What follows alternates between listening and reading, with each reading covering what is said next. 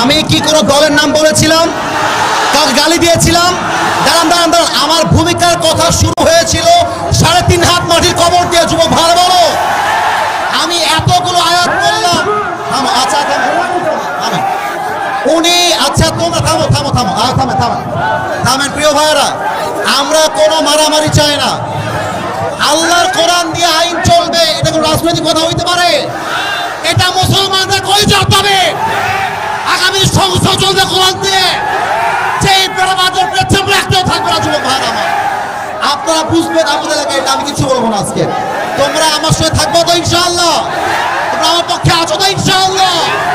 আবার দেখা হবে রাসূলুল্লাহ ওয়া তাআলা ওয়াসিল মুমিন, ইনশাআল্লাহ দেখা হবে ইনশাআল্লাহ।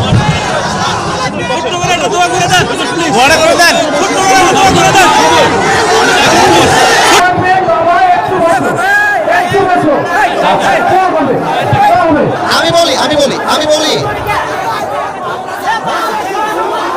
ক্ষমা চাওয়া লাগবে, ক্ষমা চাওয়া লাগবে, ক্ষমা চাওয়া লাগবে এখানে।